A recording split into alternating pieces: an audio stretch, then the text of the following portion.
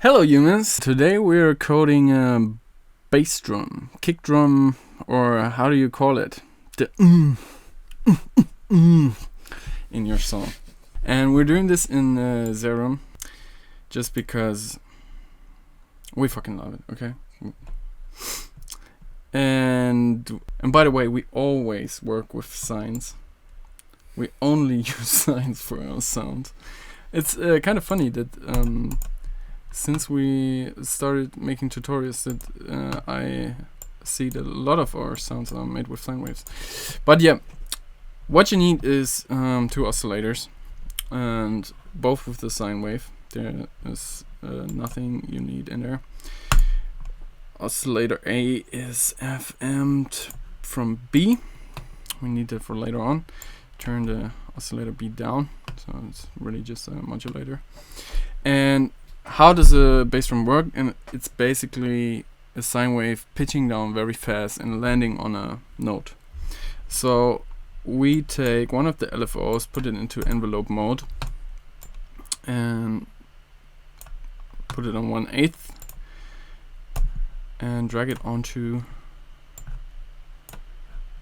the pitch here, and we have a very basic kick drum. And you see that the way you bend this envelope LFO, however, makes the character of the kick. And if you bend it more up, it sounds more like a garbage bass drum with a lot of oomph. And if you bend it down, it's more like an 808.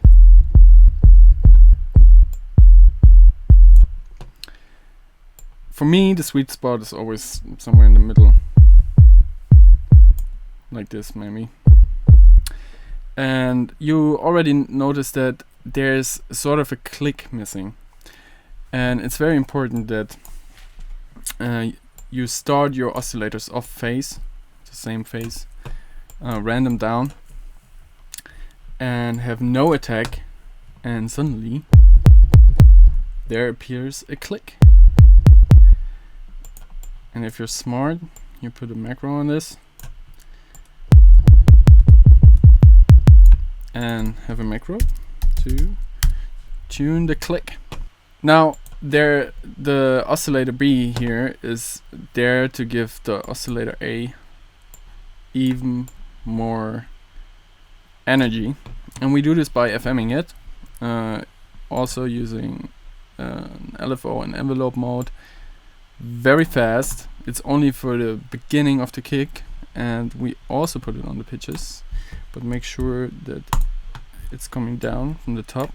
You can do this by pressing Option Shift and click to switch between bipolar and normal mode, and you already notice sounds a lot more aggressive.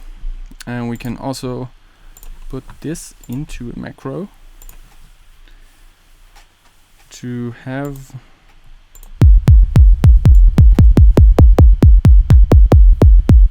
a way to control that.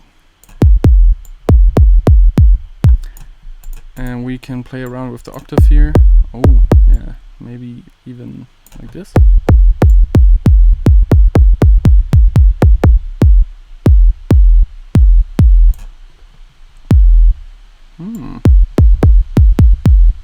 I kind of like that. Now, the last thing we need to do is to make sure the volume of the bass drum is in the right length. Most of the time, maybe an 1/8 or an 1/16 of your track works best, I think. Since we're on 150, put it on 8. Envelope mode onto the level, and why do I have the loud part here? Because as one of the last steps, we push the whole thing into soft clipping, and then you can control how much of the tail you want to soft clip, like this. And so we get a hard punch in the beginning, but a clean tail in the end.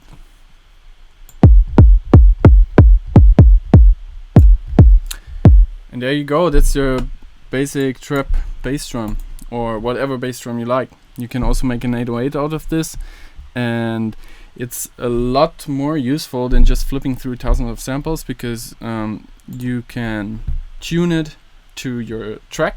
You can play it in different keys, of course, that's very useful.